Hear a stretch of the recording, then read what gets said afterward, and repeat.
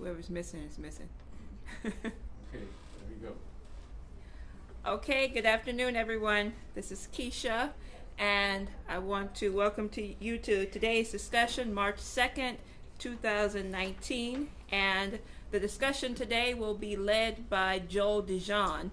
We have quite a bit to talk about today, but I just wanted to give a brief introduction and opening for Joel. And particularly, I wanted to make one key focal point, which is I want everyone to know that the LaRouche Political Action Committee has just released a new newsletter publication here called the Hamiltonian. And this Hamiltonian, we're calling on all activists, members, supporters, and the like to help us to distribute this. Let me just tell you about the importance of it. First of all, this newsletter actually features, as many people may know by now, the founder of our international organization, Mr. Lyndon LaRouche, has passed away, and passed away on February 12th, just nearly 3 weeks ago. What this newsletter actually, the focal point of it is realizing the dream of all mankind, which was the dedication and the commitment of the life of Mr. LaRouche and his life's work and activity. What you will find in here is a beautiful, I'm holding this up here for everyone to see in the camera, obituary of the life of Mr. LaRouche, which has now been circulated, and it's being circulated by activists and supporters around the country and around the world in various newspapers across the country. And the obituary discusses the activities internationally and the life work of Mr. LaRouche with various international leaders, of civil rights leaders, and from 1922 to 2019 on his death. And it also has one of the beautiful condolence letters that was put forth by the Russian academician of the Russian Academy of Sciences, Mr. Sergei, take it away, please, Glaziev. And he writes about the contributions of Mr. LaRouche, and there are many such condolence letters and recognitions of the life's work of Mr. LaRouche by prominent figures. This one is titled "A Great Thinker of Our Time." And finally, the last two things that I want to get to, one is as a part of the campaign for realizing the life's work of Mr. LaRouche and his confrontations against those who have tried to act against the progress and the development of mankind. And we are going on a full-out offensive campaign on exonerating Mr. LaRouche and what he represents to the world, and shutting down not only the current operation and coup that's going on against the presidency of the United States, but against the 50 years of FBI targeting and destruction against the American people, and against cooperation and the building of positive relations among nations. And you will find the details in this newsletter, as well as where you can sign and circulate the exoneration petition for Mr. LaRouche, that President Trump, if he really wants to actually do what is right and get to justice for our nation and for the world, then the exoneration of Lyndon LaRouche for the fabricated lies and operations that have been run against him, and that go back to the destructive policies in the 40 years, 50 years of the assassination of great leaders like President John F. Kennedy, Bobby Kennedy, Martin Luther King, and Malcolm X. This really gives you a sense of what the fight is that we're embarking on now. And it's not just on current events. The question is, where is our nation going? Where's the future of our nation going? And that gets me to my point of our discussion for today being led by Joel DeJean. And Joel DeJean has been a long-term collaborator and a member of the LaRouche movement. He has a background in engineering and has been doing a lot of work on the study of the fusion economy. The topic for today is going to be on the fusion economy, or for the future of mankind, or a new Green Deal that would plunge us into a dark age. And the real question is, which one will save you from an asteroid, or which one will save you from a blackout? And I can tell you, he's going to explain to you why it's not a new Green Deal, because that's not a deal at all. That is a dark age genocide. So, but one thing you should note is, in the context of Joel's presentation, one of the things that we have as ammunition to use in refuting this whole climate agenda is the final article in the Hamiltonian. We're starting to get out on university campuses across various political layers. It's called The New Green Deal, A Prescription for Suicide. And so they actually changed the title on me anyway. But it was a different title. So one thing you should know about that, I just want to make two more points on this whole operation and why it's so, this is an all-out fight in the fight for economic progress and for mankind, because I'll let Joel explain the implications of what this new Green Deal really means for the breakdown of civilization. But one thing you should know is that there was just a bill that was passed that was introduced in the Senate by Schumer, a Democrat of New York, and Mr. Carper, another Democrat, who with 47 signatures from House Democrats, saying that we have come to realize that, one, climate change is real, two, human beings are the cause of climate change, and basically, I don't have it in front of me, but three, we have to put in every effort to address this, the devastations of climate change. So this is what our Congress is focusing on right now, instead of the real solutions we should be focusing on, which is how do we increase the productivity through higher states of energy flux density of mankind, through higher states of creative development, through LaRouche's aspect of what he called for a all-out fusion economy based on the one of the principles of the 4 laws, which means that we have to go for higher and higher states of upshifts in the progress of mankind. And you can't do this if you have what's being pushed forth as what we saw today in recent reports, where it was questioned, what would the world look like without automobiles?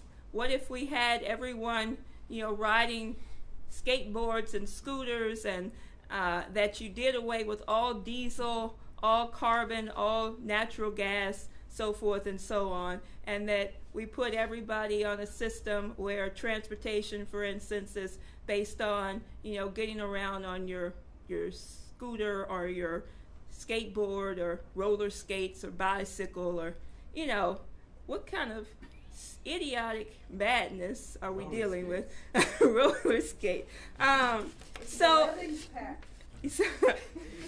So you can see right now we are so needed.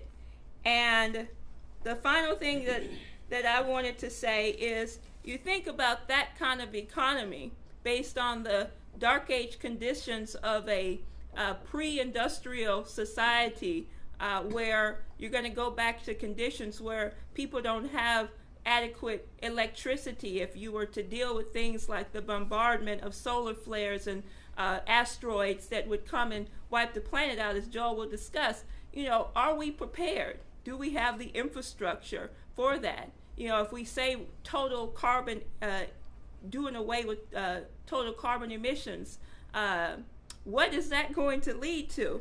And the bigger question is really expressed in the statement posed just yesterday in Mrs. Helga-Zepp LaRouche's webcast that she gave, really focusing on this question of the future direction of mankind. And I'll make a quote from this and then leave it at that for Joel to develop a bit, where she says, if you look at the events of the world in the totality of all of the concerns and problems that we're facing, you know, from the question of Venezuela to North Korea, India, Pakistan, the whole of the situation in Southwest Asia, the situation is extremely fragile, as she says, and situation in Ukraine. And all of these are to lead to a potential toward, if not a final catastrophe, of a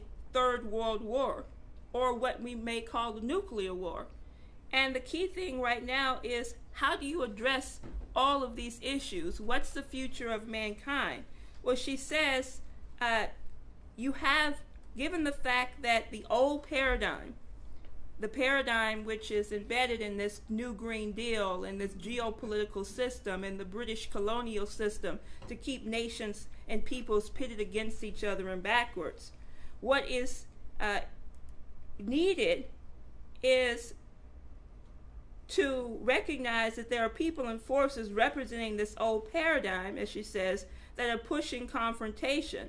And it is extremely important to recognize that either humanity moves to a completely new type of thinking, a new paradigm where you establish a new international relations which takes into account the security interests, the economic interests, and the political interests of all nations. The only way to do that is to establish a higher order of a system, a new paradigm which overcomes geopolitics and puts humanity as one first, and then all national and regional interests second. And you think about this from the standpoint of what's going on with the Belt and Road Initiative being pushed through by President Xi Jinping of China and joined by many nations right now, proposing the Belt and Road Initiative idea as a building of a community of shared interests for the future of mankind. So that's the real product of our discussion today.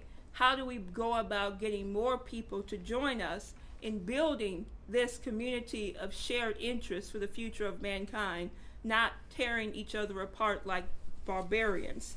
So again, I'm going to reiterate this Hamiltonian, extremely important. We should, people who can join us on college campuses to make sure that our young people are not being brainwashed by the insanity that wants to deny them a future, and getting it out far and wide. So again, that's what I wanted to stress for now, and let me go ahead and bring Joel up.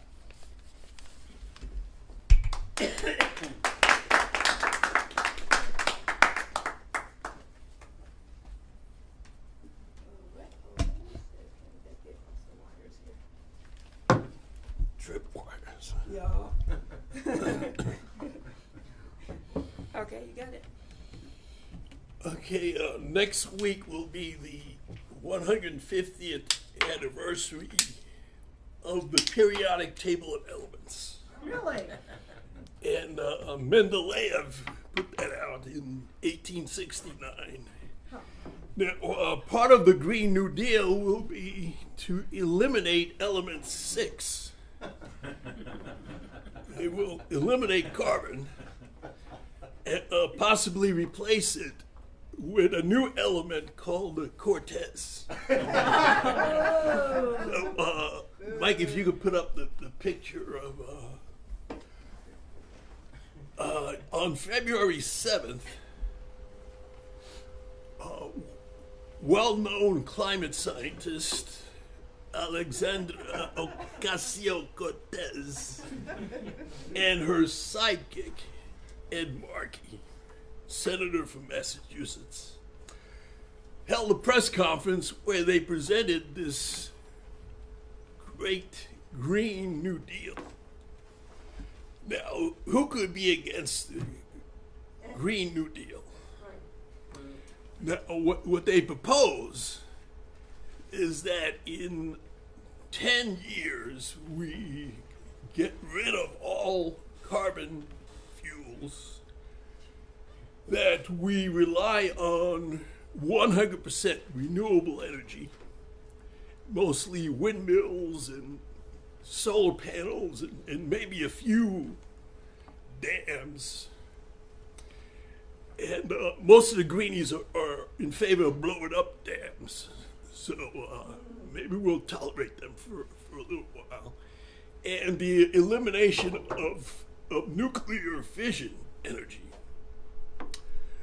Now, it's not just the Democrats, because Texas happens to be the biggest windbag in the United States.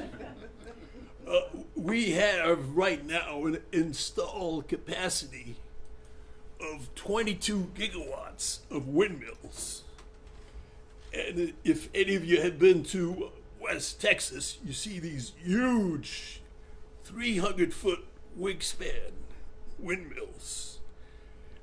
And to date, we have 10,000 windmills in Texas alone. And the windmills are about 2.5 megawatts per windmill. Now, that's the capacity of the average windmill. Now, they use a trick in promoting Texas as the wind capital of the United States. And by the way, that program was started by another great genius, George W. Bush, who promoted wind power. And if you compare the output of a windmill farm, they call them windmill farms out there, with a typical nuclear fission reactor, which can produce 1,000 megawatts of electricity. Now, I just want to go through what is a watt, because they use a little sleight of hand to try to compare the two. Now, a watt, do you have a eraser up here? Thank you. Whoops. Oh, that's not. Okay, I'll use this. I'll use this as pretend this is a stick of butter. Now, a watt is a unit of power, and power is energy divided by time in seconds. So if this was a stick of butter, which is about 0.1 kilogram or 0.22 pounds, and I raise it up 1 meter or 3.3 feet, that takes about 1 joule of energy to raise that. And if I drop it and it hits and turns into liquid butter, that produces, if I drop it in 1 second, that's equivalent to 1 watt of power. Whoa. Now, if you compare the capacity of a windmill, one of these 300-foot wingspan windmills in West Texas, it's rated at 2.5 megawatts. Now, that's supposedly enough to power over 1,000 homes. But in a Texas summer, that's about 200 homes with the air conditioning. But if you look at the windmill, the capacity is 2.5 megawatts. But if you look at your electric bill, you're billed on how many kilowatt hours you use. So for electricity, you have to produce 2.5 megawatts every second. For a whole hour, that's 3,600 seconds. So it's not just to look at what the capacity is, you have to look at what the availability is.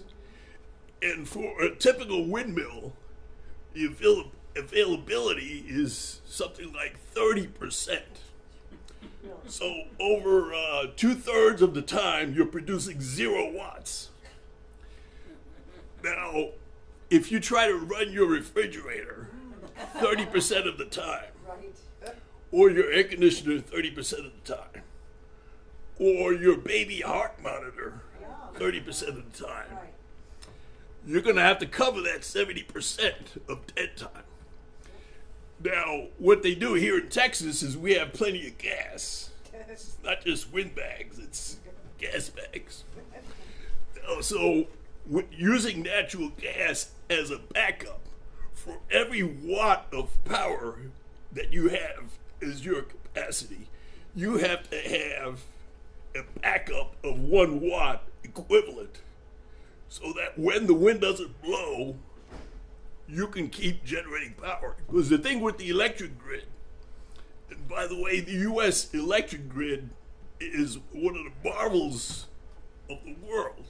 This is one of the biggest, most complex machines in history.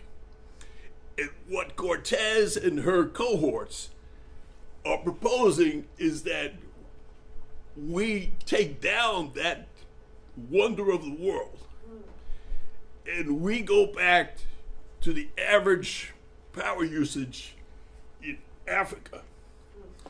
I was born in a country, Haiti, which has 10 watts per person available, as compared to over 1,000 watts available for the typical American. So if you look at what else they're proposing to eliminate air travel. But don't worry, we're going to build high-speed rail. Now, I don't know if she's aware of it, but the Chinese rail network is based on electric power. And you can't exactly run an electric train on windmills. They have a tough time getting through those tunnels. But if we were to build a high-speed rail, which we're in favor of, to connect the major cities in the United States, we would have to increase the power output by something like 350 gigawatts, which is almost half of the installed electric capacity in the United States. Now, how are you going to build the rails? How are you going to build the cement? How are you going to build the bridges? That's not explained. But in this Green New Deal, they have gone beyond a real genius, Einstein. Now, Einstein, for the last half of his life, was searching for a unified field theory. Well, Cortez and her friends have already figured out a unified field theory. It's called climate change. Because if you remember in 2011, when Texas went through a summer of drought, and it was 100 degrees for 30 days that summer, over 100 degrees Fahrenheit. We were told that this is proof positive of the effects of climate change. And a mere 6 years later, when we had the effects of Hurricane Harvey, where we had over 50 inches of rain in 1 week, we were told that this is proof positive of climate change. And I remember another cohort of Cortez, the columnist for the New York Times, Thomas Friedman, in 2007, and by the way, he is given credit for coining this Green New Deal.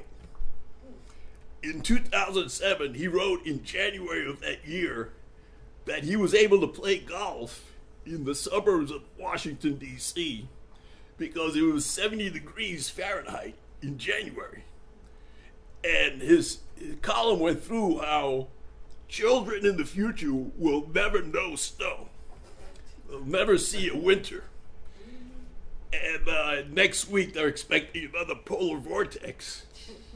And they're going to have snow and ice and minus temperatures again this year. But if you look at the so-called climate scientists, when we have a polar vortex, it's climate change. When we have a heat wave, it's climate change. When we have a drought, it's climate change.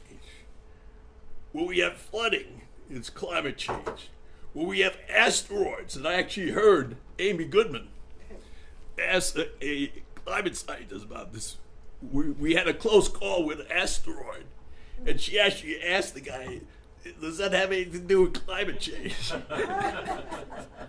So it can cover all earthquakes, tsunamis, floods, everything is covered by this theory. Now, the other option they go for is solar. Now, you know what killed Opportunity? The Mars rover. Mars rover died, or at least they gave it a burial last week. And it had gone around the Mars surface for 15 years, which was a good run. But unlike the Curiosity rover, Opportunity depends on solar power. And because of a giant dust storm, the panels were covered by dust. And it was so severe that it drained the batteries and we were no longer able to communicate with Opportunity. Whereas the nuclear-powered Curiosity is still going. So if you look at what happened in Minnesota about 4 weeks ago, they had the windmills because of the polar vortex and the freezing up of the bearings. They had zero output from the windmills. The solar panels they had were frozen solid, and it was cloud cover, so no output from the solar panels. The natural gas pumping stations began to freeze over. So they had to get the factories in Michigan to basically shut down and the factories in Minnesota to shut down so they would have enough natural gas to heat the homes. And they just barely missed having a total blackout in the Midwest. Hopefully they'll be a little luckier next week when they have the next polar vortex. So this is what we're facing if we're dependent on windmills and solar power. You have a backup, which a professor from Stanford proposed, that instead of just having batteries as backup, because it's very hard to upscale battery power as your backup. Because you know how difficult it is to keep your cell phones charged up. To scale up to the gigawatts is a tremendous challenge. So this guy proposed, well, that's easy. We'll build 600 Hoover-sized dams. And while the windmills are churning at night, where we don't need the electricity, we'll use the power to pump water uphill to a reservoir. And when the wind is not blowing, we can use the water, run it through water turbines, and generate electricity. It's called pump storage. Now, what are the chances of us building 600 Hoover Dam sized reservoirs in the United States in the next 10 years? Minimum. So 0 to 0. Who will be the first people out protesting building a dam? The snail darters. So you see that physically what they propose is an impossibility. But it's not just the physical constraints. If you look at what the green movement has meant to the youth of this country. Now, in Megan's article, and also in the EIR, Rachel's article from February 15th, goes through the sunrise movement. And you may have heard this debate between Senator Feinstein in California and these 10 and 12-year-olds who are bussed in, and they go, maybe they took Uber to her office or something, but they're in there, and she's actually debating these 12-year-olds and saying, I've been here for 30 years, I know what I'm doing. But then these kids pipe up one after another and say, but we're going to have to face the consequences. If you don't sign on to this Green New Deal, we're going to die. We're going to face disaster. Now, it's not just in the United States. As Helga went through yesterday, you have this Swedish 16-year-old girl, Greta Thunberg, who at the age of 11 was so autistic that she convinced her mother. Her mother is an opera singer. And I don't know if Connie has looked at some of her operas or some of her performances, but supposedly she sang some Rossini. But this 11-year-old girl at the time convinced her mother not to take airplanes, not to fly to her opera performances because of the carbon footprint. So this girl is used throughout Europe to get youth to go strike their schools, to walk out of school every Friday, to go to the Parliament House or to the politicians and demand that they do something about climate change. Now, if you look at the effects on the youth, there were reports yesterday that there's a 5-year-old girl in Germany who, I don't know if she told her parents or she told the newspapers, and she said, if they don't do something about climate change by the time I'm 13, I'm going to kill myself. Because if you're told every day that you are just a consumer, that you are just measured by your carbon footprint, that it may be better that you were never born, because your entire existence is just increasing the potential for overheating the planet. Now, this is what our youth have been brainwashed or greenwashed into since they were in kindergarten. And you see the effects of this in the sunrise movement. Before that, it's even in cartoons. Before kindergarten. Oh, yeah. Now, I can think back 50 years ago when I was 10 years old. And I was looking at television, but it wasn't cartoons. Not at least at that time. I didn't watch Speed Racer. But in the summer of 1969, I was watching Neil Armstrong take his first steps on the moon. And I was looking at that, and I figured, well, how does that work? And the following fall, that semester, in 5th grade, I actually built a tabletop nuclear power plant with clay and the rods, but I couldn't get a hold of the yellow cake, so I couldn't get it to go critical. But back 50 years ago, the youth were looking at the potential of the space program and what they could do to participate in that. Now, if you look at what the youth should be doing, and by the way, it's obvious now that the Green New Deal is targeting LaRouche's 4 laws. Yeah. Now, I want you to watch a 3-minute video from some scientists in Princeton who we met with, and they go through a proposal for a compact magnetic fusion rocket. And it gives you a sense of what the youth should be looking forward to as their future. And then I'll go on from there. So can you show the video clip? Yeah, just a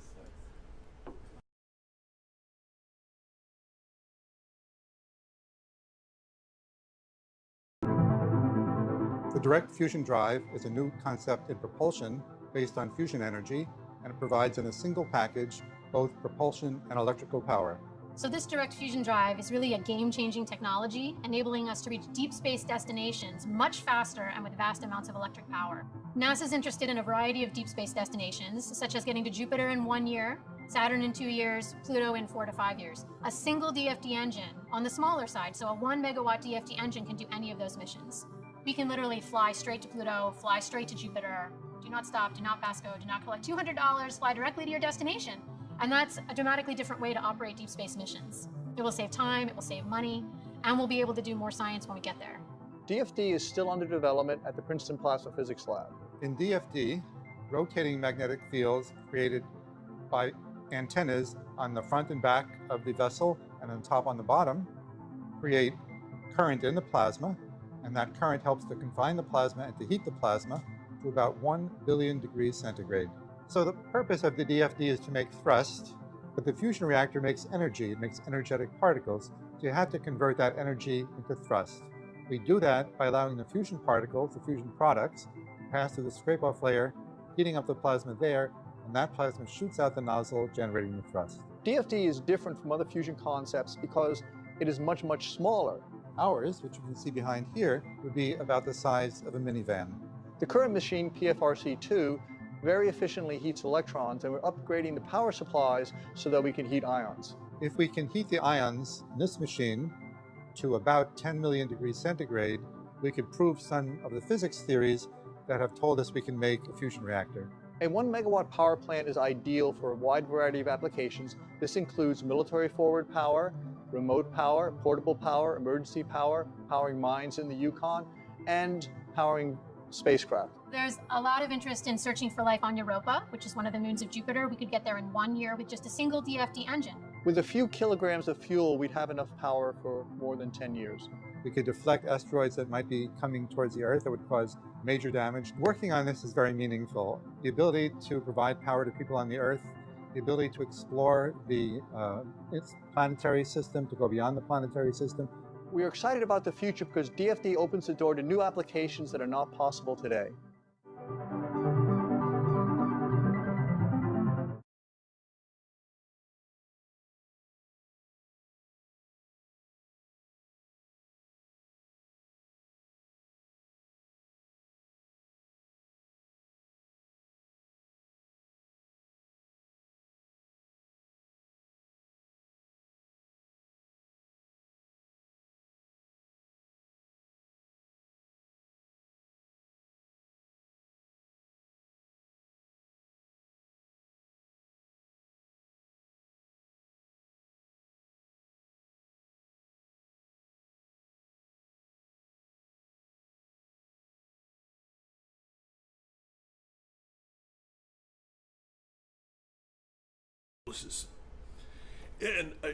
And that gives us the opportunity to have constant acceleration. And I just want to touch on that just to give you the idea of what can be done with fusion power. But before that, I just want to go through a little bit of just touch on the basics of fusion. Can you show the different, like helium-3 and tritium? That one. Oh, okay, that one. Here we go. Okay. Yeah, which one is on top? Is it Deuterium, tritium. deuterium? Okay, that's the typical fuel for a fusion reactor. And you see the input and the output is the reaction products and how much energy is produced in million electron volts. Now, just for comparison, you remember the 1 joule? A electron volt, you could have 10 million trillion electron volts in 1 joule. Wow. So it's energy in the very small. But if you see from the nuclear reactions, whether it's deuterium, tritium, or the other one, deuterium, helium-3, where in that reaction you produce positive ions as your reaction products, a nucleus of helium and a proton, which can be controlled by magnetic fields and used as part of your thrust. You see, the output is in the millions of electron volts, whereas if you compare the burning of say, methane or hydrogen gas and oxygen, a chemical reaction you get in the range of 8 to 10 electron volts. So a nuclear reaction gives you 1,000,000 times more energy per reaction than a chemical reaction. And to show that in the very large, to equal the output of one nuclear fission power plant, you would need the equivalent of over 1,000 windmills. And I'm not talking about the water pumping wheel. I'm talking about these giant 300-foot span windmills. And the amount of acreage that the wind farms take up is over 1,000 times that of a nuclear power plant. And the solar panels, it's even worse. So you see the energy density of nuclear fusion reactions is even denser than nuclear fission reactions. Now, because of that density, you can have constant thrust. And just to give you just one example, the speed that you're able to attain is equal to the integral of acceleration times the time in seconds. So if you have a fusion rocket where you can constantly accelerate at 1 Earth gravity, which is equivalent to 9.8 meters per second, which is what you feel every time you walk around. 9.8 meters. If you drop something, it accelerates at 9.8 meters per second squared. Now, if you accelerate at 1 Earth gravity over an entire day, or 86,400 seconds, the speed you attain at the end of that day is 3 million kilometers per hour, or 1.9 million miles an hour. So if you're able to accelerate at constant acceleration, over a few days you could attain the speed to get to Mars. Now, you have to take into consideration, you have to turn around and slow down. The idea is not to reach Mars at 2 million miles an hour. You have to slow down so you can get captured by the gravity of your target planet. So that our ability to get to Mars or to get to an asteroid or a comet that's coming at the Earth, or to power a laser system that you could use to target an asteroid that's coming from the outer solar system. And by hitting it with powerful lasers, you can ablate the surface and cause basically a jet to push that asteroid or comet off course, so it's no longer a threat to hit the Earth head on. So these are the things we can be doing. Now, I can guarantee you that you're not going to accelerate at 1 Earth gravity with windmills.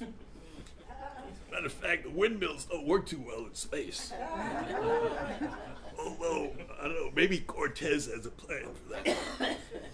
But this is what's being worked on right now, not only in Princeton, but there's an operation at Lockheed. There are companies in California and Oregon that are all working on this, but they're all working piecemeal. There's a few $1 million per project. If we were to take the money that we have spent basically connecting the West Texas wind farms with the major cities like Dallas and Houston, we just spent $5 billion building the transmission lines, because there's not too many people in West Texas. Yeah, right. So to transmit that power from the windmills to Dallas cost $5 billion just for the transmission lines.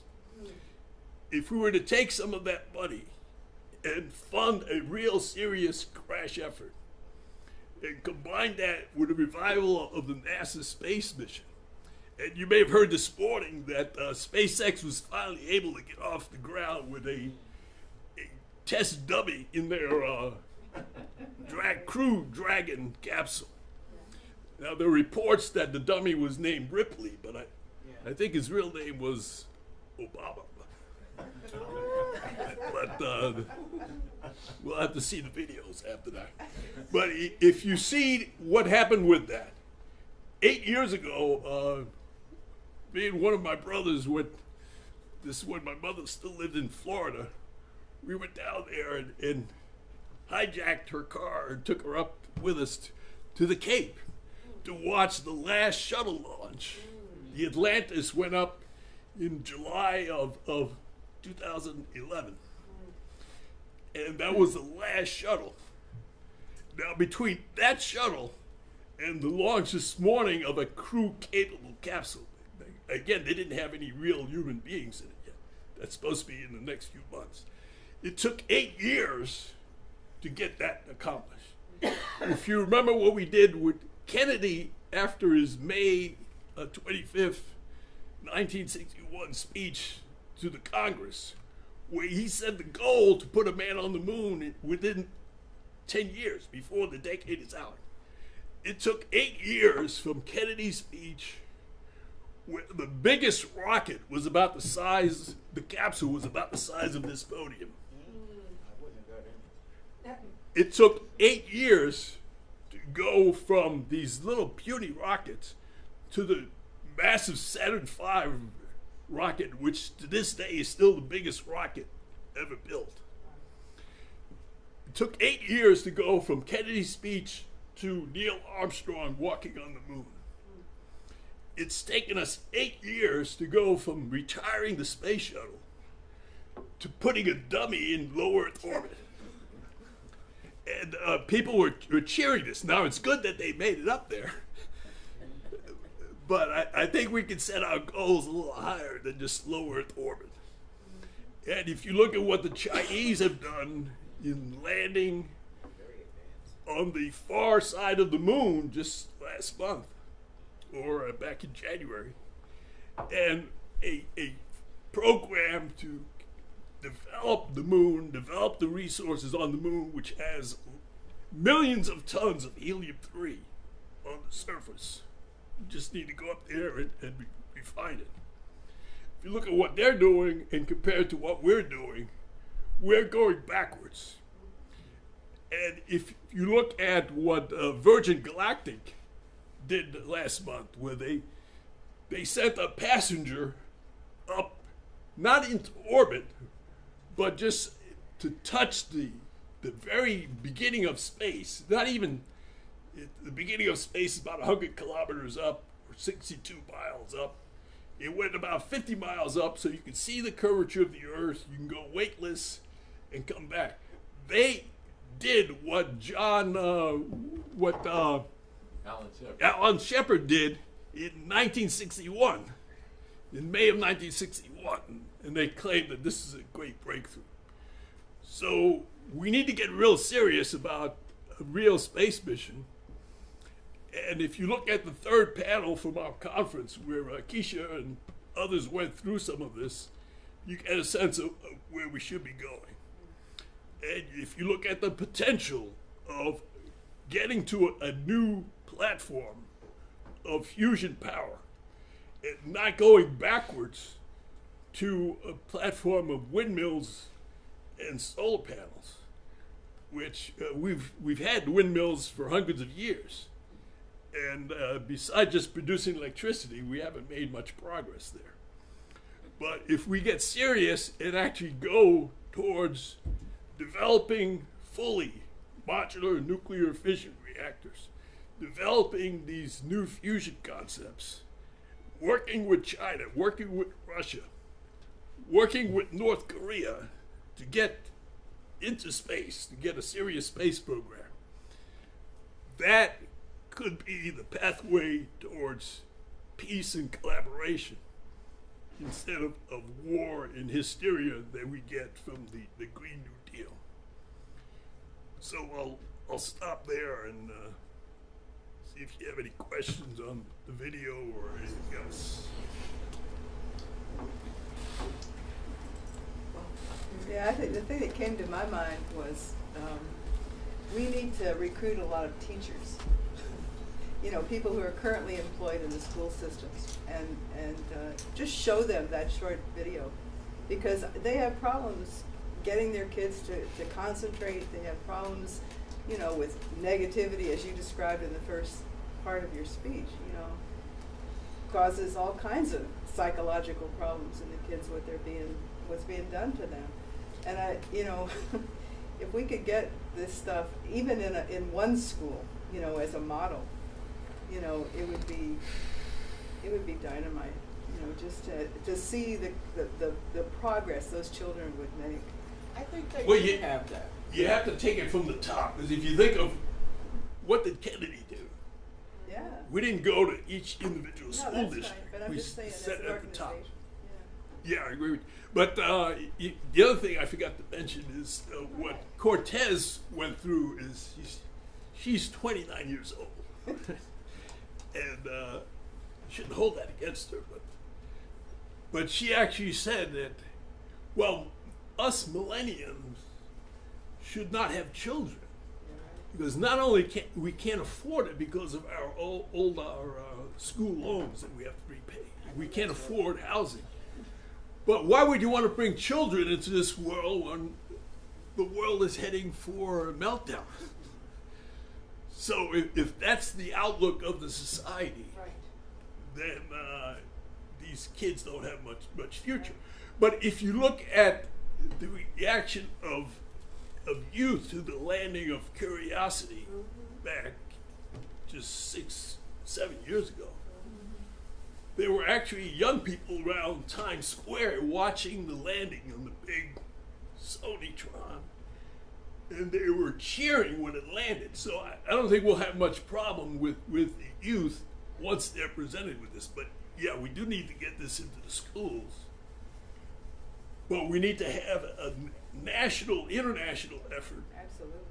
to give these kids a future. Because right now, all they have to look forward to is how they're going to reduce their carbon footprint by committing suicide. But you know, I watch this every Saturday. They have that on NBC. I know you don't like television, but It depends on what's on. That's well, a no, good they cocaine. talk about, you know, that their initiative is pushing education. They have little educational clips and stuff, what you know or what you learn or whatever. And the STEM program, that's why they're trying to encourage girls and young minorities to get involved in science and stuff. So I think that is not the only thing. They are pushing that. It's like, it's all about the monies. You know, if they don't have enough money in the schools or in the budget to educate, and you know, like those KIPP schools, those are like privatized. Like some people can go there, some people can afford it, or depending on how you score, that's how you get in. And they shouldn't have that. They should have that initiative across the board. So I see a lot of this stuff changing in the schools. They give the kids laptops and stuff. It's, you know, it's up to the parents as well to start going to the meetings, pushing certain agendas instead of worrying about who's going to get a parking space. And they need to stop paying these educators more money. And Yeah, they but it's don't- not about the money. It is If you look at what they're being taught as science, yeah. science today is climate change. And they're attacking real scientists. Like Trump just appointed a new panel headed by one of our contacts in Princeton, not in the video, but a physicist named William Happer, who is supposed to head up a commission to look at this fraud of climate change. And Happer happens to be a physicist who believes that carbon dioxide is not a poison. It's a good thing. And he's being attacked every day by NPR and the New York Times. because he dares to question the religion of climate change. So it's not just about money. It's about what the outlook is. Do you think that man is creative, or do you think that we're just put on here to manage our carbon footprint? So STEM is a fraud. Most of that is to get these kids into little pigeonholes. If you look at the space program, Kennedy didn't say, well, you have to learn science, technology, engineering, and math. He said, we're going to the moon in the next 10 years. And because of that spark, we were able to develop the hundreds of thousands of engineers and technicians who worked on the program. And we were able to accomplish that mission, even though the president was assassinated, and we had the Vietnam War, and we had the race riots and the assassinations. But we were able to accomplish the mission. So it's not just about the money, it's the outlook. Well, do you think that he's pushed the initiative because of what Ms. Cortez is saying? Because has he been doing this all along since he's been in the office? Yeah, he did. That he's just coming up with to get over, because you know how he is. No, I don't know how he is, but well, look. I don't know anything that comes out of men's mouth. In March of 2017, when the anniversary of Kraft Erica's 100th year, Trump gave a speech about the space program. Did he write it? It was on you can see it on YouTube. It's official. So he's wanted to do this, but you look at what he has around him. He has traitors like Vice President Pence and the Secretary of State, Pompous, who's threatening the Philippines, who's threatening China, who's threatening Venezuela. And if we liberate Trump from this witch hunt, we can actually get him to focus on what's necessary. Because his intent is to go with a real program. And he got us out of this ridiculous Paris Accord, which is a fraud. The fact that you have National Academy of Sciences promoting this is an embarrassment. And when you have real scientists and real physicists like Walter Cunningham, who's an astronaut, he wasn't a dummy, he was an astronaut who went on the Apollo 7. Now, this was the first manned Apollo shot after 3 of his colleagues were burnt on the ground. So it's not like a joyride. These people were taking their lives in their hand. And he is a physicist, and he was scheduled to speak at our conference, but he's spoken repeatedly on the fraud of this carbon dioxide mafia. And he said, I watched one of his recent videos, and he said that on the spacecraft, you have monitors to detect the level of carbon dioxide. Because we exhale carbon dioxide, if you don't treat it and remove it from the atmosphere of the capsule, the carbon dioxide will replace the oxygen, and if you just have carbon dioxide to breathe, you're not going to live very long. You're not a plant. And he said that the monitors in the capsule are set to go off when you reach 3,000 parts per million of carbon dioxide to the rest of the atmosphere in the capsule. And now in the atmosphere, we're worried about 400 parts per million. Wow.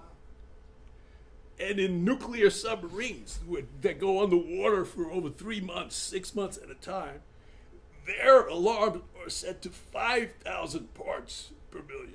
Wow.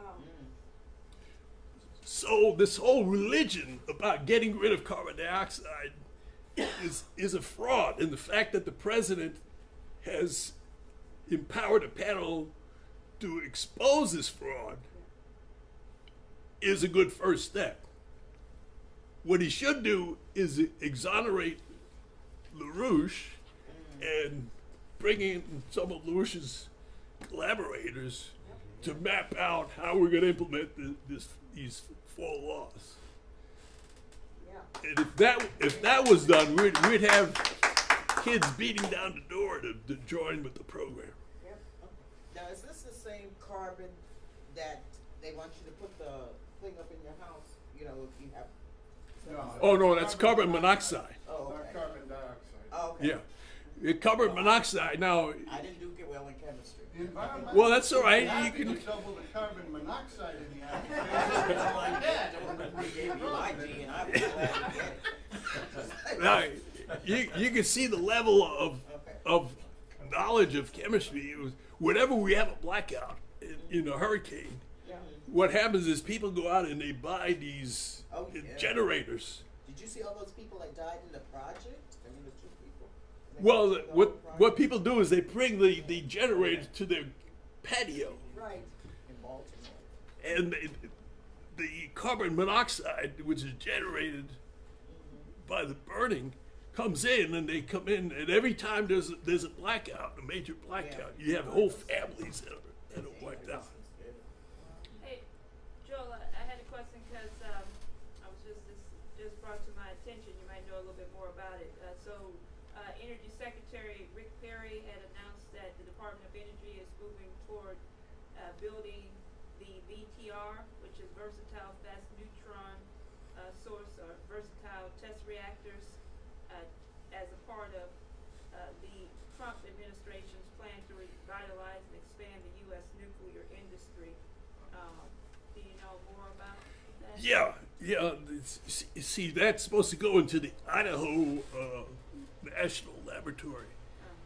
Now, I think this is before you came around, but in the early 2000s, we had a test reactor in Washington State that produced fast or high energy neutrons in a reactor. Under George Bush, they decommissioned the reactor. This is in 2003 to 2005. And this reactor had a molten salt core, so it was a very advanced reactor. We drained the salt, the molten salt, and we drilled a hole through the reactor vessel so it can never be used again. So what Rick Perry proposed is good, but it's supposed to come online in 2025, which is 20 years after we drilled the hole in the last vessel. So it's a step in the right. We're not going backwards, we're going forwards, but we've killed 20 years because of this hysteria against nuclear power. You think he should be in that position? Harry?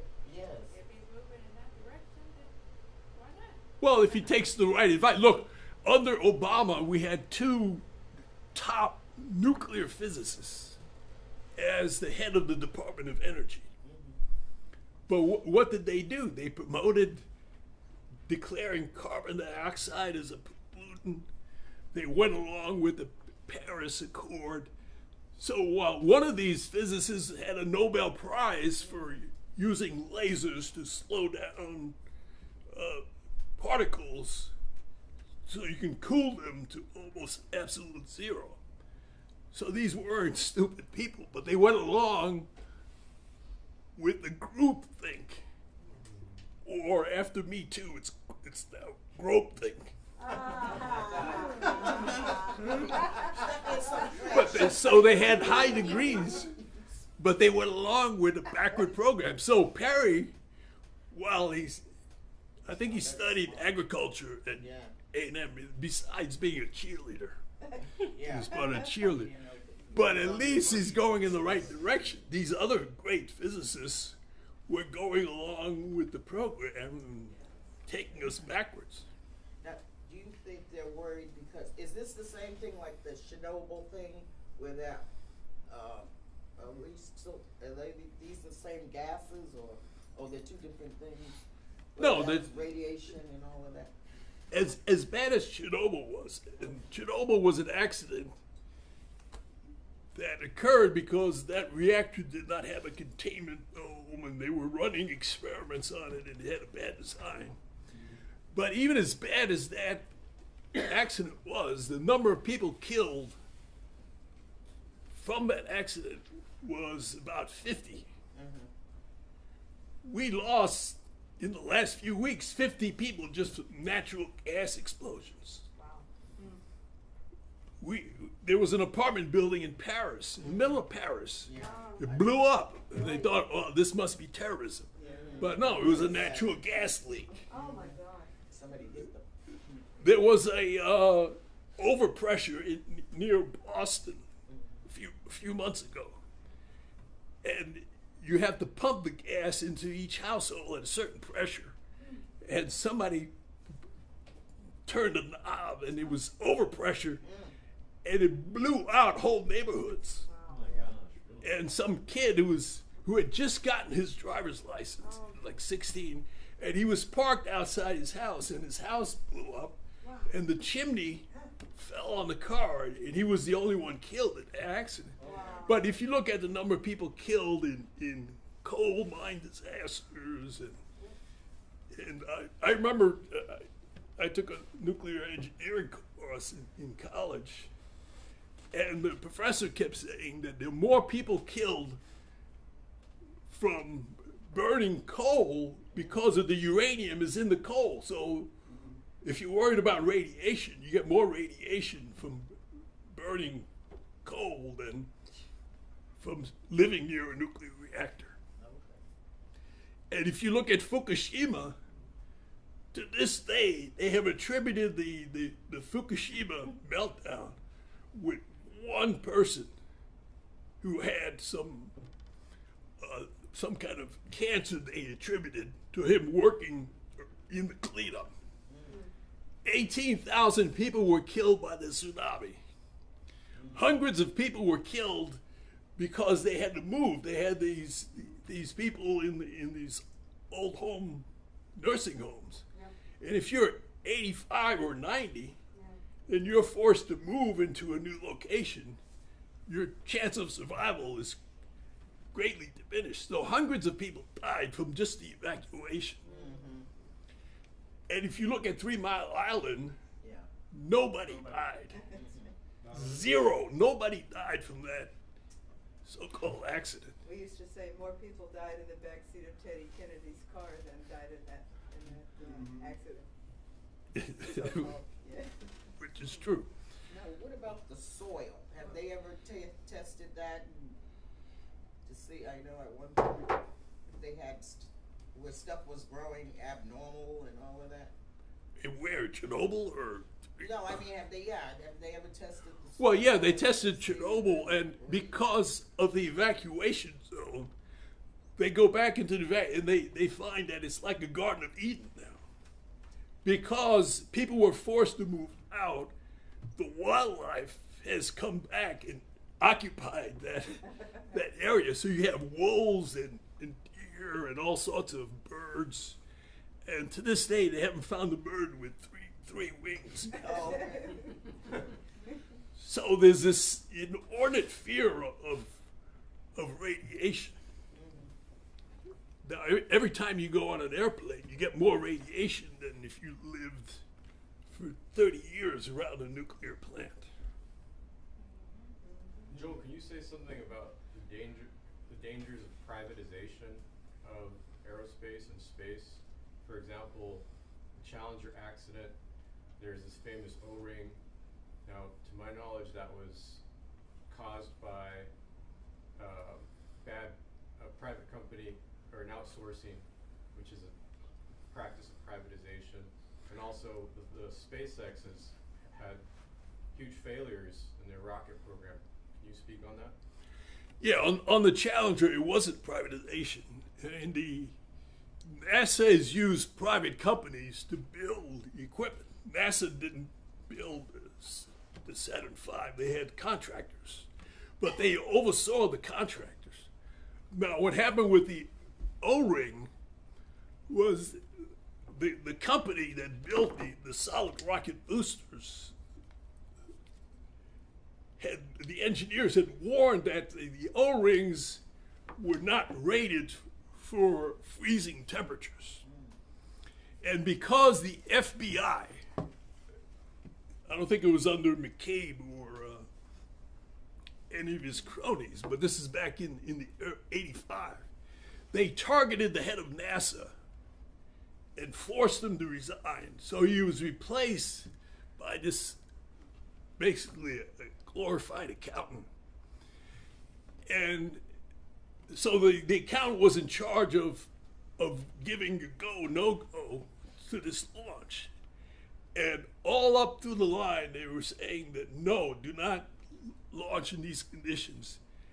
And because he was trying to impress, the president was going to give the State of the Union that evening, and they gave the go-ahead for the launch. And within 72 seconds, because of the cold conditions, the O-ring failed, and you had the Challenger blow up. So it wasn't directly privatization. Now, as far as SpaceX, now it's good that they got the launch with that dummy up there this morning.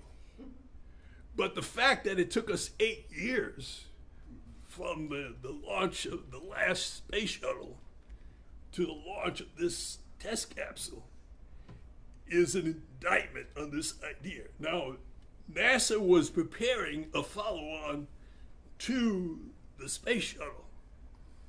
And in 2010, he'll go nameless, but a certain president went to Cape Canaveral, canceled that follow-on, and canceled the mission to go back to the moon, and said that to the NASA audience, I'm surprised they weren't throwing tomatoes and grenades at him at this time. But he said to this NASA audience that we don't need to go to the moon. We've been there. We've done that. Could you imagine if Columbus had taken the first trip to the Caribbean and said, well, we discovered everything we need to know, so we don't need to come back. Yeah. So the privatization is a result of the decisions made in 2010.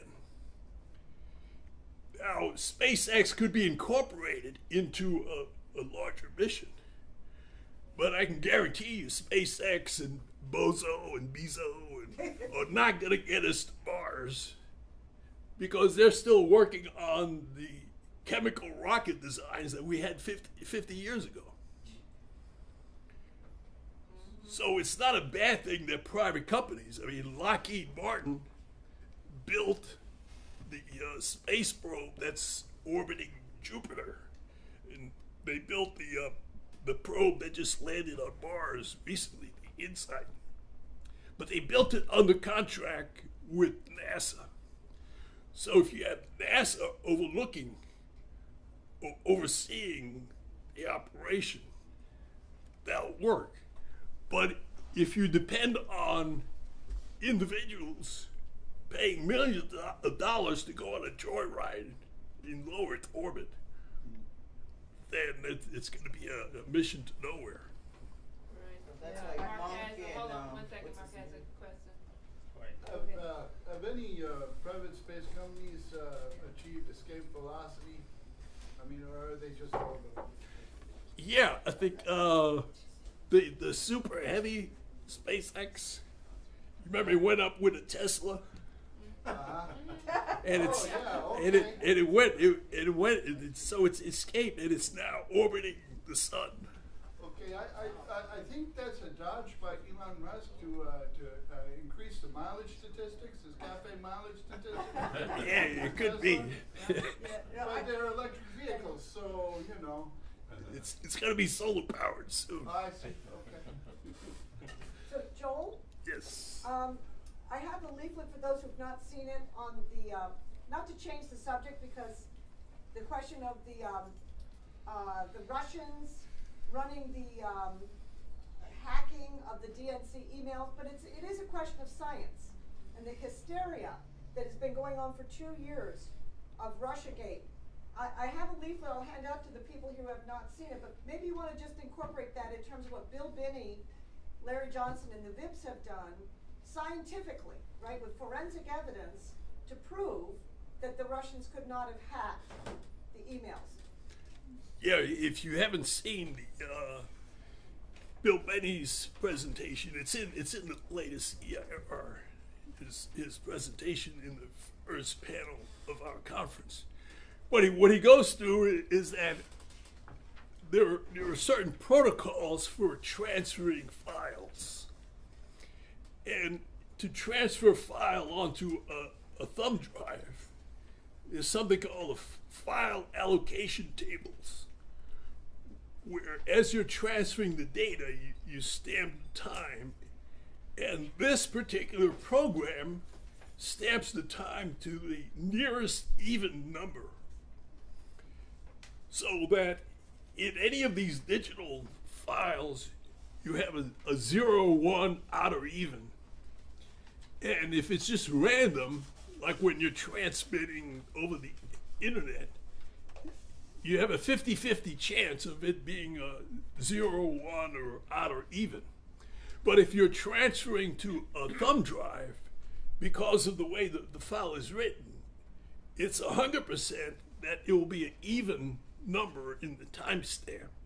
And what Benny went through, he went through the files that were posted on WikiLeaks that supposedly came from the Russians through Roger Stone. And although he doesn't speak Russian now.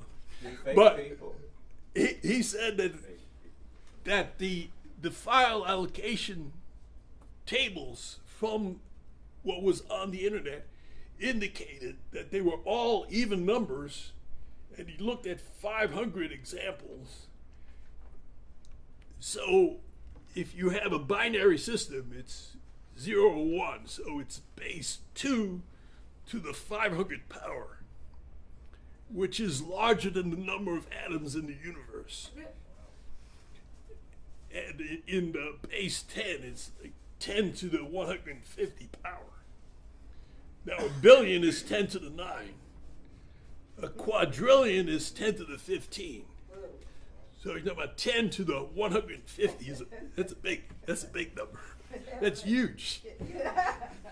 So the chances of it being something that was hacked, as opposed to somebody just sticking a thumb drive in a computer and it was an inside leak, the chances of it being a hack are 0 or 1 over 2 times 500 or 2 to the 500 power. Wow. Now, have you heard that on MSNBC or even Fox? Yep. No. They can get their binary numbers right. Or maybe we should give one to Cortez, and she's obviously smarter than Einstein. Yeah. I have a question. So it occurs to me that the wind energy is not stable, right? Because it depends on the lateral. So is it possible for scientists to design the windmill more pretty and set up the windmill farm as the tourist destination? So then it's possible for children to get some knowledge there, or for people to have a trip there, and when they get good, when they see the good thing at the same time, and then they can get some knowledge about wind energy, and it also can increase the income of the windmill farm, because it needs a lot of money to run the farm if it's not stable. Well, you see, the way they sell it is that once you build a windmill, then the wind is free. Yeah. But how much does it cost to build a 300-foot windmill? And these are huge. Yeah, but we see them in Dallas. Now, how much steel, how much carbon? And by the way, the blades are made of carbon fibers. And the bearings are high precision bearings. And some of the contractors, like General Electric, Mitsubishi. Now, the other thing I forgot to mention about the electric system is that you plug it into the wall and you have an alternating current that's going 60 cycles a second. If you introduce a system that is erratic or unstable, you have to take additional measures to stabilize that, because if you introduce a current that is out of phase with the 60 cycles, you can set up interferences that would collapse the whole grid, which it's come close to that. So windmills are a negative energy factor, because I'll give you this: when they are running, what happens is, because of the push for renewable energy from George W. Bush to Cortez, if the wind is blowing, then you have to match what's produced with the load. You can't store electricity very easily. So if your load is low, say at night, you have to shut off other sources of power, like nuclear power plants, coal plants, which are not designed to be turned on and off like a light switch. So what happens, because you're producing electricity in the middle of the night in these windmills, you have to shut off your base load of nuclear, coal, even natural gas. And if you have a plant that is not producing power, then you're not making money on that plant. And because you're not making money, we have shut down 6 nuclear power plants in the last 5 years because they were forced to shut down when the windmills were generating power. So what we should do with these wind farms is turn them into Don Quixote Theme parks. theme parks. There's very little use that you can get from these wind farms. By the way, if you look at the Electric Reliability Council of Texas, ERCOT, they give you tables on how much power is produced by the different producers in the state. And I remember looking in August a few years ago when we had 108 degrees, and the peak load was at 5 o'clock, from 5 to 6 o'clock that hour. And if you look at what was produced, you had the nuclear power plant at near Fort Worth and the one at Bay City, and you had the coal power plants and the natural gas. The windmills during that hour were producing 1% of the power used in that hour. So wind power is actually a negative. It's not only useless, it's a detriment to the overall power. Because utilities will gladly buy wind power at a loss so that they can collect federal subsidies. Yeah? Well, and it's even worse than that. What they do is that because it was deregulated, if you buy power from, say, a nuclear plant at $30 a megawatt, because it's deregulated, if there happens to be a heat wave, then the utilities can charge what the market will bear. So that $30 per megawatt hour, in that hour, because people need the power, can go up to $3,000 a megawatt hour.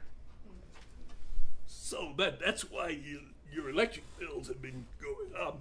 And if all you have to do is look at Germany, which is in the process of shutting down all of their nuclear plants and intend on shutting down their coal plants over the next 10 years.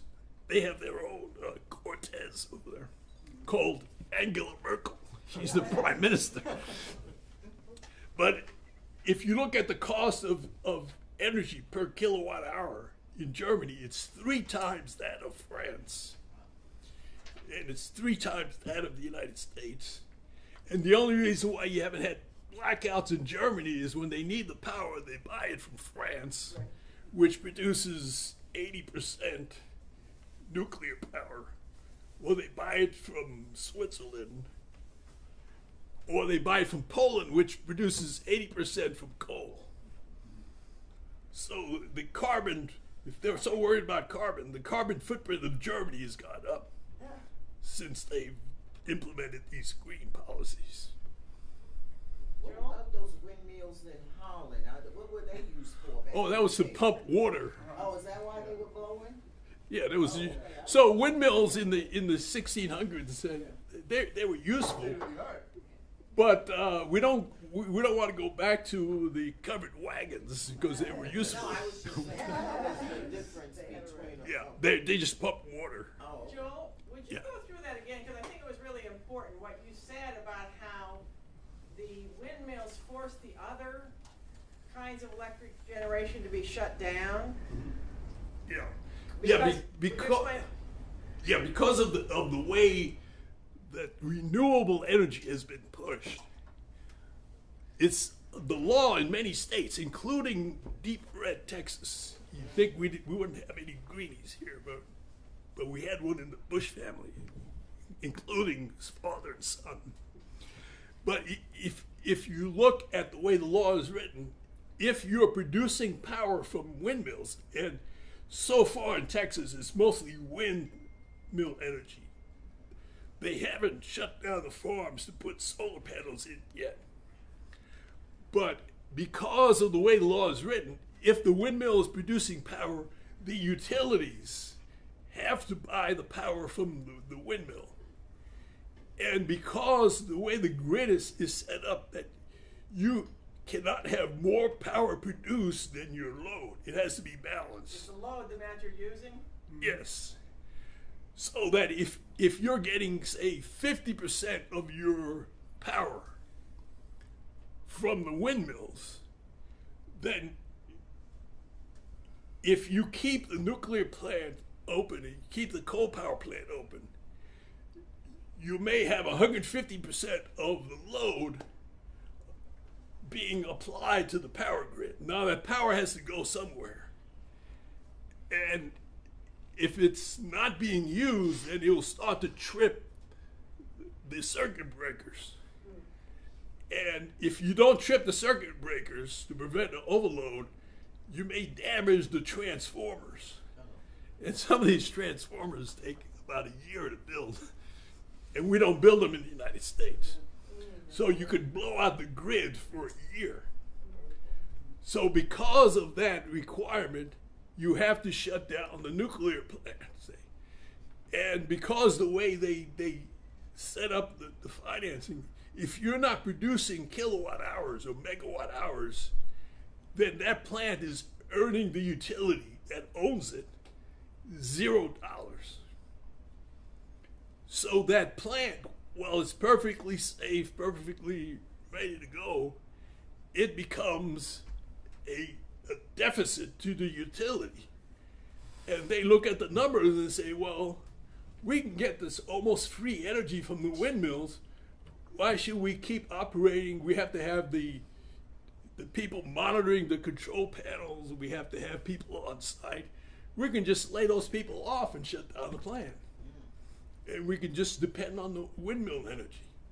But what happens when you have a polar vortex and the windmills freeze up? So because of the push for renewable, and this is where I disagree with Rick Perry's recent statement. He said, oh, we want all of the above. Wind, solar, nuclear, gas. It's just, tolerating this renewable. The only renewable power is nuclear. Both fission and fusion, because you can recycle whatever so-called waste you have. So what's the big deal? Why come they don't want it, if that's the better? Well, that goes back to what Megan has and what Rachel touched on in her article, that the intent is to reduce the carrying capacity of your society. Schellenhuber, who's the German, who was the advisor to the Pope, and people all upset about the Pope tolerating these pederasts in the church. Well, his encyclical, which I read in 2015, is screwing the whole world because he's worshiping Mother Earth, and he's one of the most, he's right up there with Cortez as far as a greenie.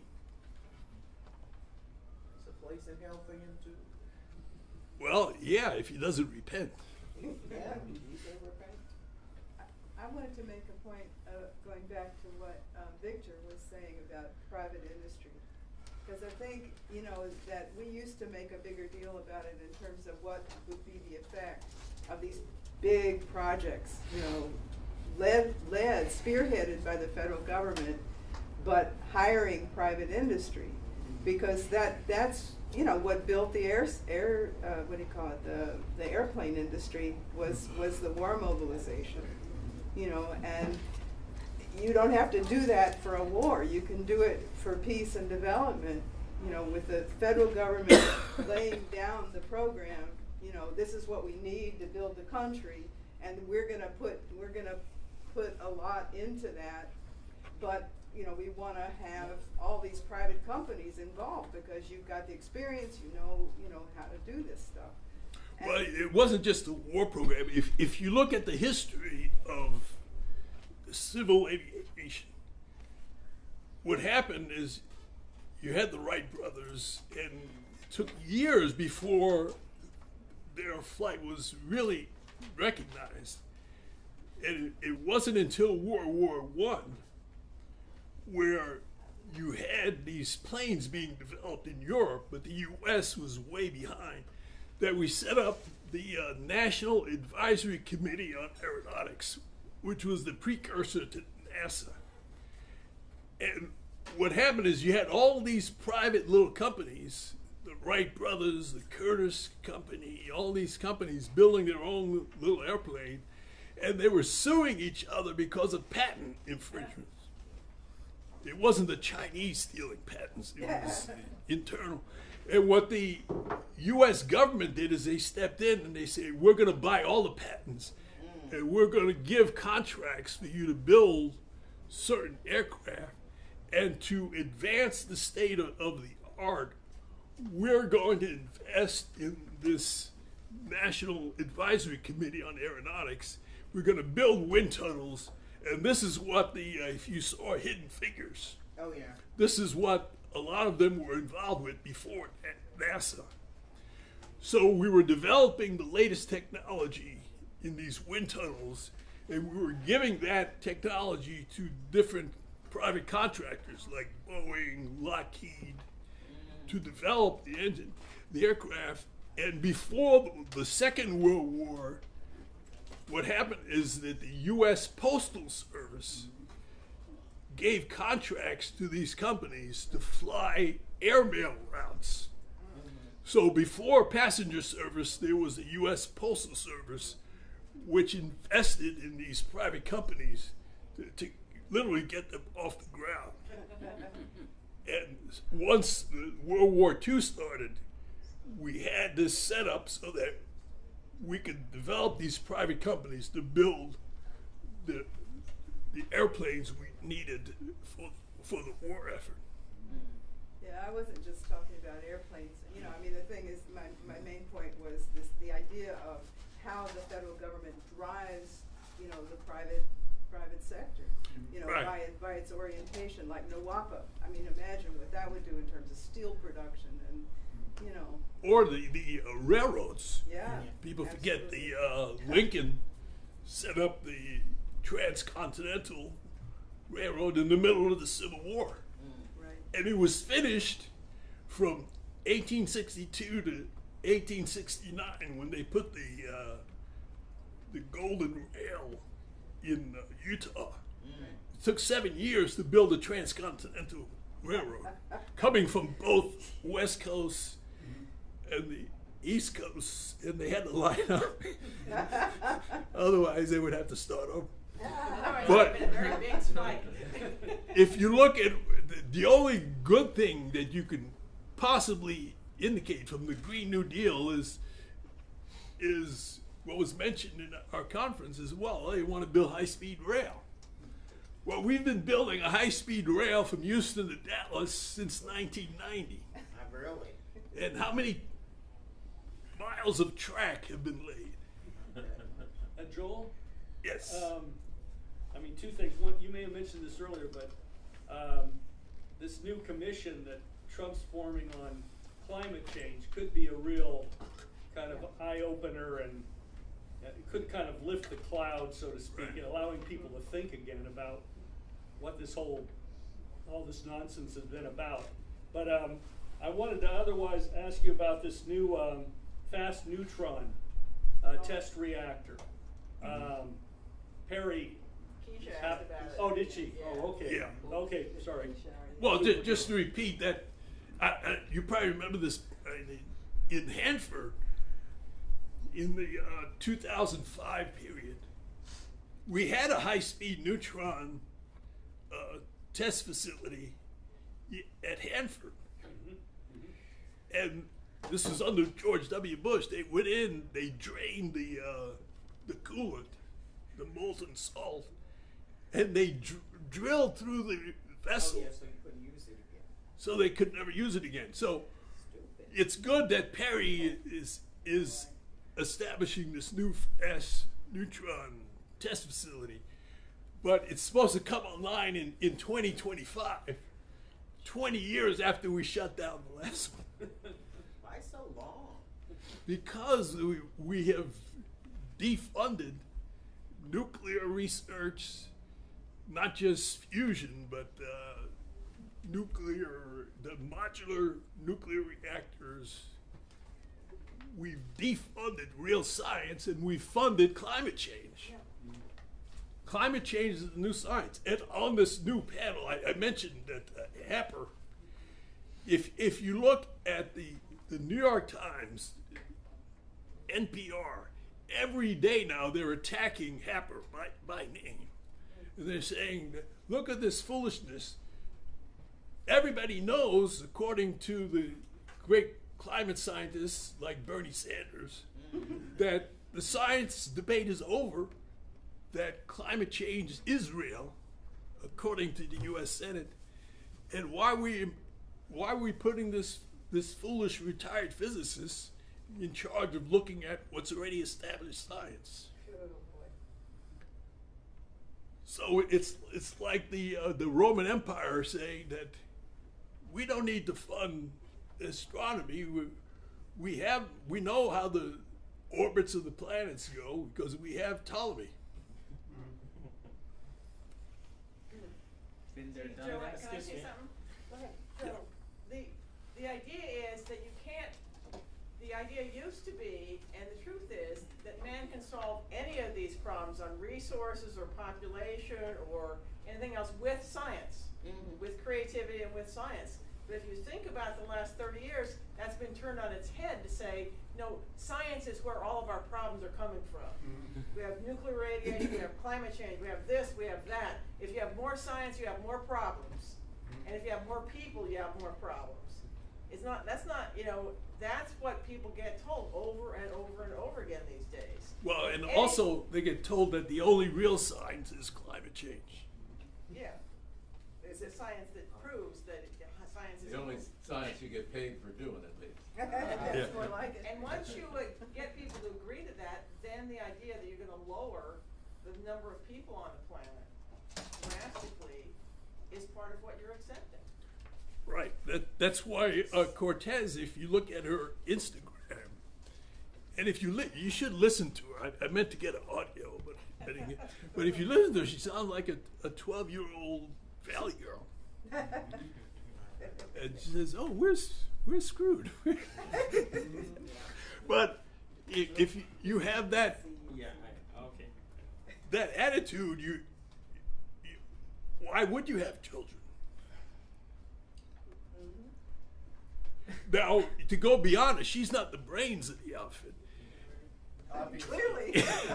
If you look at, I mentioned Schellenhuber, and Schellenhuber said that besides pushing this climate change agenda onto the Vatican and in Germany, that he says, well, the carrying capacity of the Earth is just 1 billion people. So we had a table outside. What was it, in Washington Park in New York, in Manhattan? In NYU.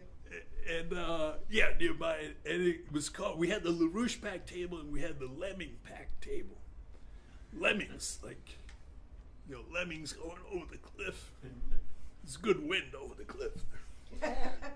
But and we had a form that said, okay, fill out the form for which of your relatives is going to be eliminated because we don't have the carrying capacity for all these people.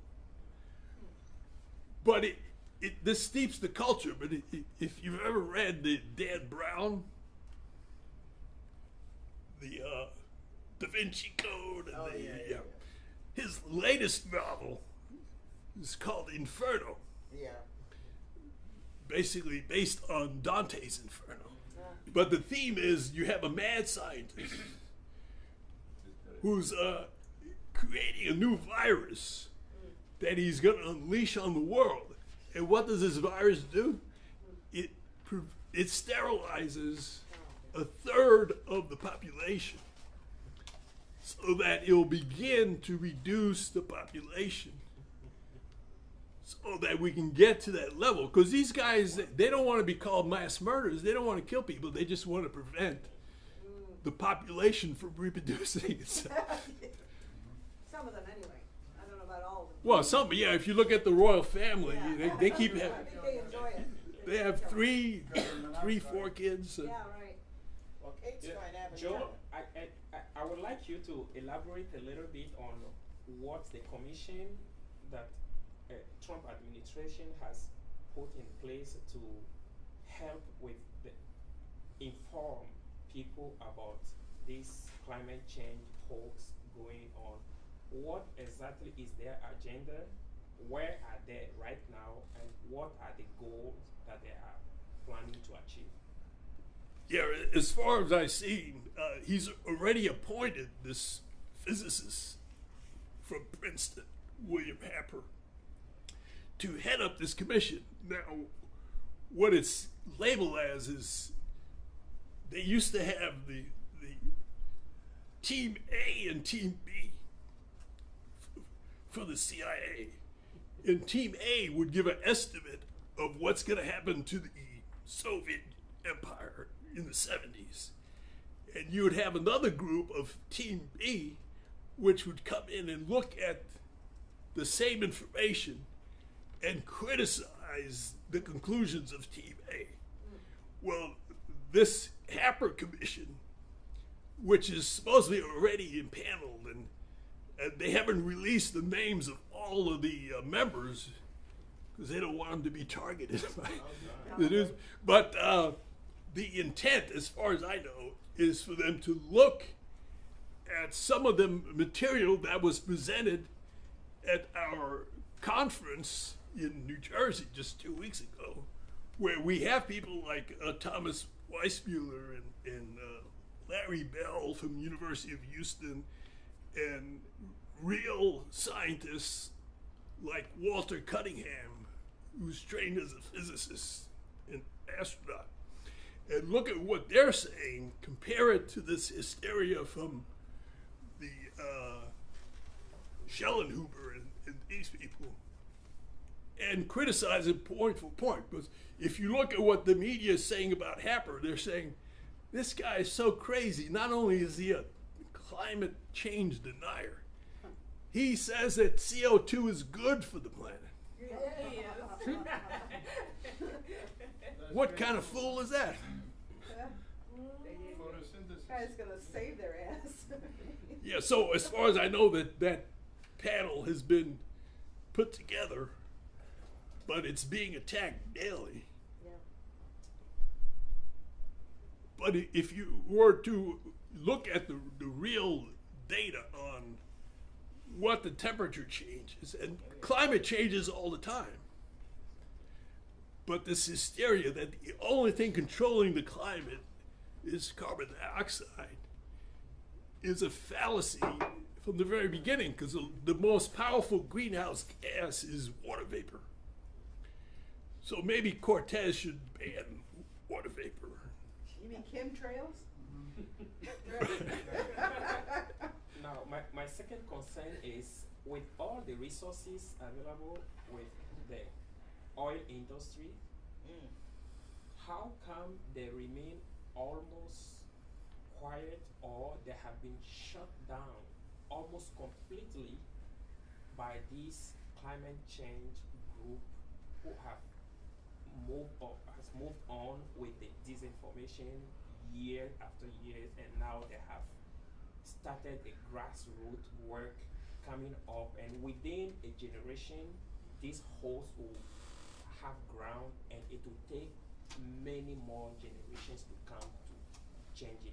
Why is the oil industry, with all the resources that they have at hand, and seeing that their industry is being destroyed, more or less, they remain almost powerless so far? Well, if you look at who controls the oil companies, like the Rockefeller family, you know that the Rockefeller family is the biggest shareholder of Exxon. And every shareholder meeting, you have the grandchildren or the great-grandchildren of John Rockefeller demanding that they keep the oil in the ground. So what's happening is we're still using 100 million barrels a day of oil. And we're still discovering oil and coming up with new ways to extract oil. But if you look at who has controlled the oil industry, from Royal Dutch Shell to the Rockefeller family, that they don't particularly care.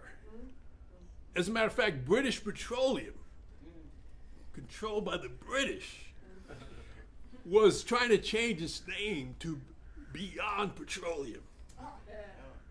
And Exxon is actually financing using microbes to create oil that they can put in jet airplanes. Now that's like using windmills to produce electricity. It's a step backward.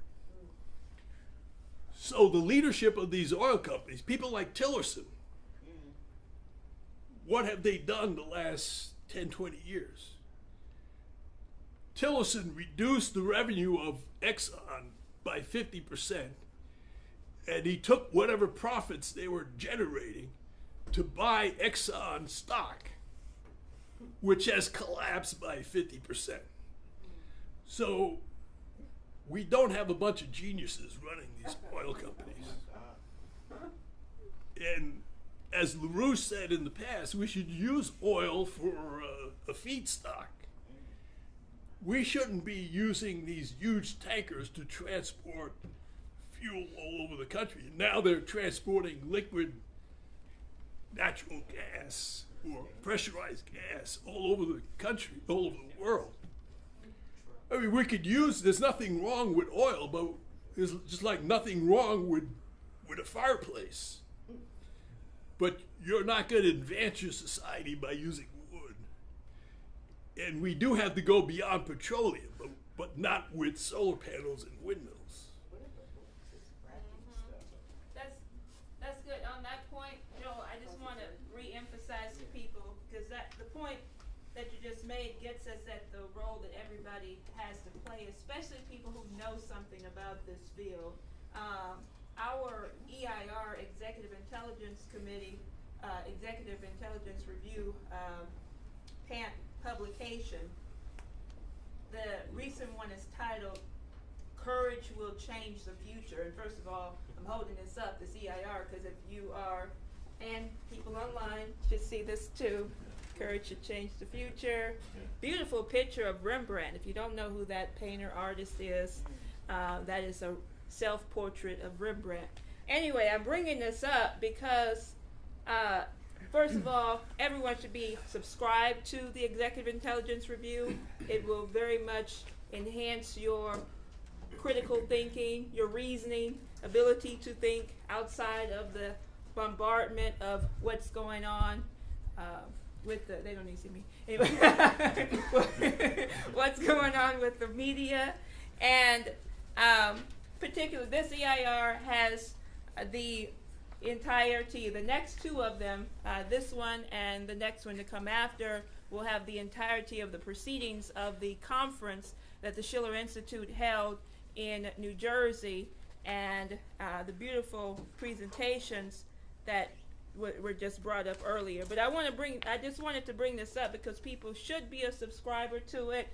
You can be a subscriber on a daily alert service of EIR for just $100 a month. You can get our full online publication, and you can talk to your representatives here about how to get that, or you can go to LaRouche Pub and sign up for the EIR if you're watching online.